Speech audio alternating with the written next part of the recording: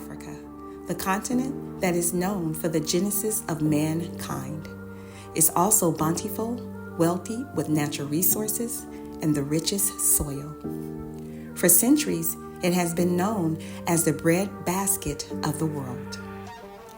Africa's wealth in natural resources, as well as ancient rich legacy, has earned the continent the title Crown of Greatness. The wealthiest man ever known in history, Mansa Musa from the Mali Empire, broke the world currency. While traveling through Egypt with his caravan en route to his pilgrimage to Mecca, Musa gave away gold like it was candy. Gold almost became worthless. As a result, the price of gold worldwide was derailed. More resources, more problems. Africa's fight to maintain their natural resources away from invaders is a continuous fight, which brings us to the kingdom of Kush, located in northeast Africa, the country Sudan, where a future powerful and brave queen was born. Let's take a trip back to ancient Kush and meet Queen Amani-Renas.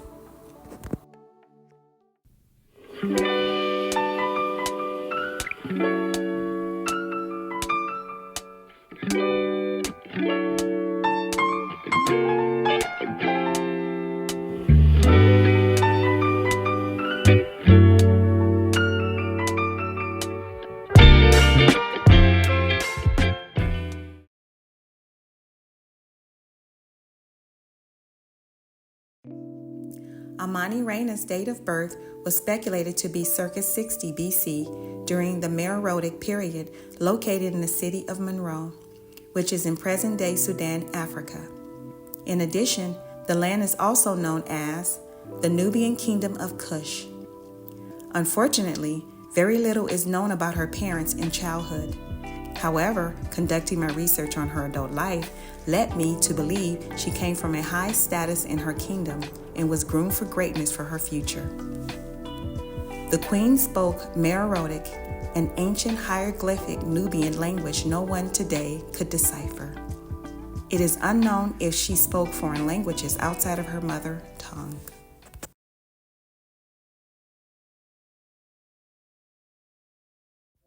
Historical accounts claim marriages during the ancient Kushite kingdom were as early as 13 and 16 for the females and 20 years for the males.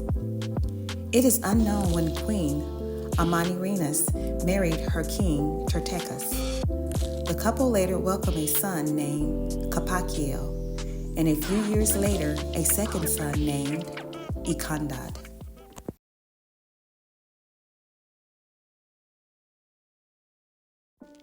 In essence, there is historic tea regarding the queen's rivalry with her neighbor, Queen Cleopatra, who resided in the north of Lower Egypt.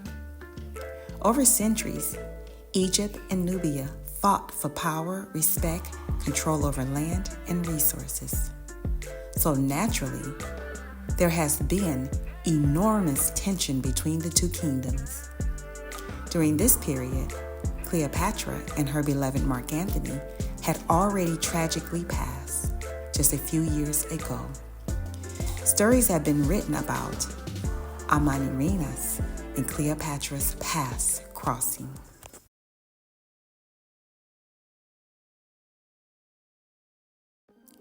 One evening, like many evenings, Amani-Renas and her king Tertekas lay in bed strategizing against their Roman opponents in preparation for the future battle ahead.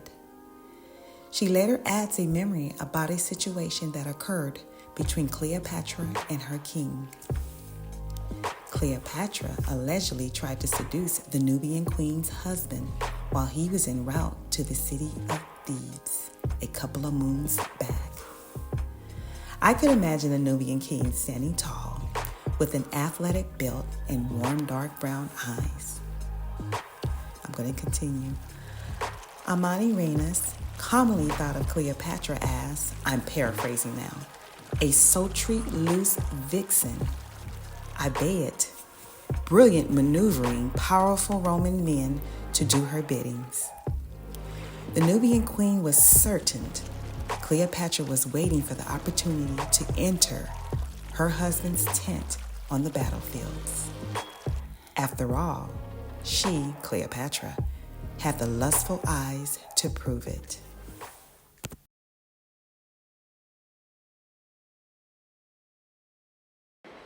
Welcome to the Thought Cafe.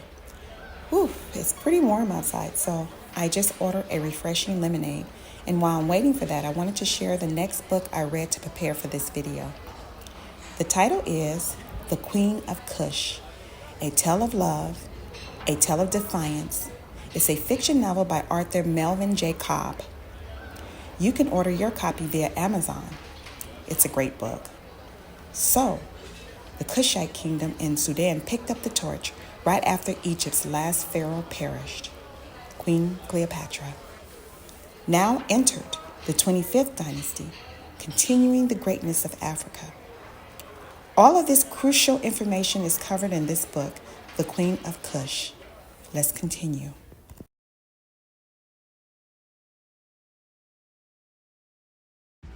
At the present time, Queen Cleopatra and her lover Mark Antony are no more.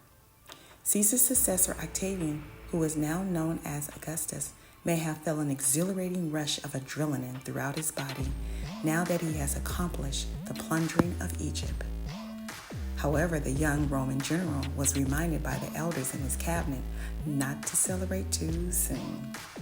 There was more work and treacherous battles ahead. Augustus, who would be later known as the founder of the Roman Empire, is now worried about defeating the mighty and strong 25th dynasty in Kush, just north of Upper Egypt. King Tertechus and his Nubian army was an enigma to the Roman emperor. Just the thought of the king's discipline and military skills practiced in previous wars created thoughts of uncertainty in the Roman emperor's head.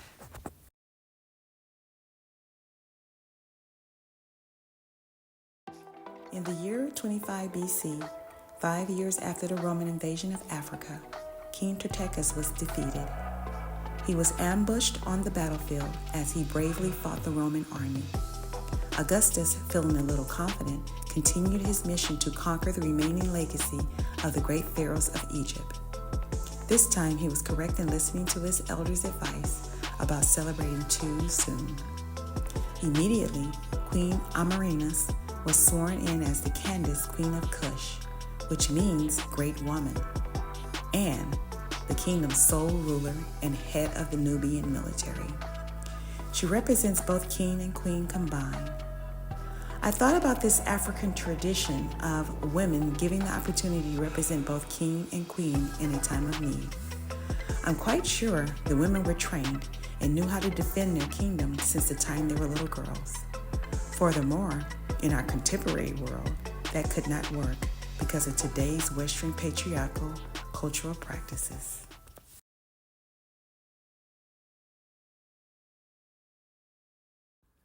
By the year 24 BC, Amerinus, now known as Queen Candace, prepared her main army generals' strategic plans to overwhelm the Roman army on the battlefield. After all, ancient Nubian armies are known for their supreme archers. Her late King Tertechus' army was small in numbers, only 3,000 men on the battlefield. The queen now has 30,000 men ready to take orders and defend their kingdom. The day of the battle, she entered her chariot and turned to her right to see her son Ikundad. The young man was ready to go to war, riding in the chariot next to his queen mother.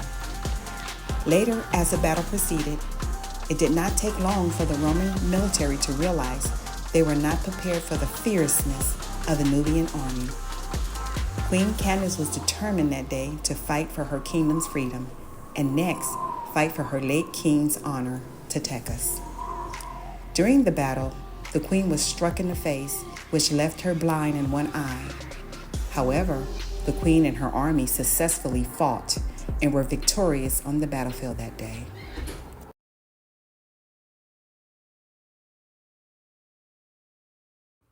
As the winner of the battle, the Nubian army seized back a sizable amount of territory taken years ago by the Roman armies. The Nubian queen ordered her army to dismantle Roman camps and stolen territory. She destroyed Roman structures in the city and broke the head clean off of Augustus' statue, just to bury in an unknown location. Subsequently, there were more battles to come. This time, the Roman army defeated the Nubian army. Next, Roman army generals planned a campaign to gain back their seized territory. In addition to winning the battle, the Roman army captured the Nubian soldiers and kept them as prisoners of war. Some of these soldiers were forced to become additional Roman soldiers or gladiators.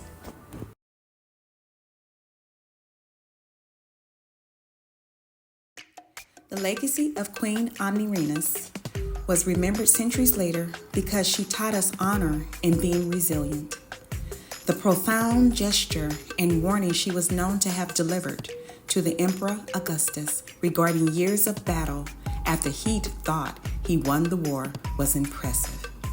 The queen sent arrows to the ruler of Rome and said, I'm paraphrasing now, keep these arrows as a sign of peace, or use them during the war if you want to go against me and my army.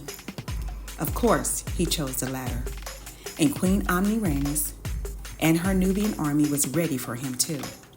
Some historians have reported during this period, the Nubian queen was not only accompanied with her army, she also had trained elephants on the warpath too. Shout out to General Hannibal.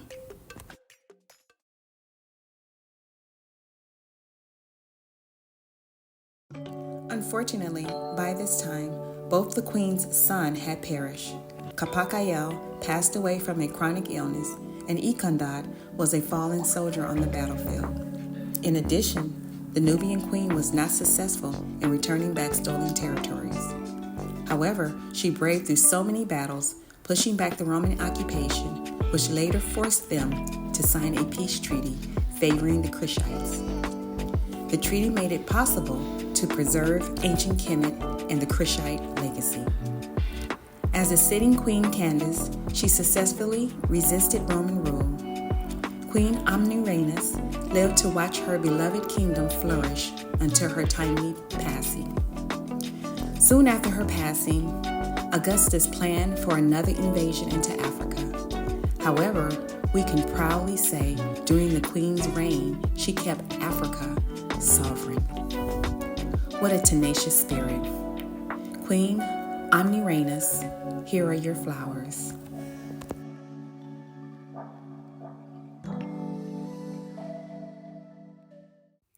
Thank you for tuning in to the Queen Amnirenas story. You know, I learned a lot covering this story. The Queen of Nubia story is not widespread like other queens. For an example, Queen Cleopatra, Queen Nefertiti, Queen of Sheba, or even Queen Tai. I did learn when I covered her story is that she was a badass queen in a good way. What were your thoughts about today's story? And side note, particularly the two queens battling for territory and a man's attention. Please leave a like, share, and subscribe, and hit the notification bell. As always, because everyone has a story. Ciao!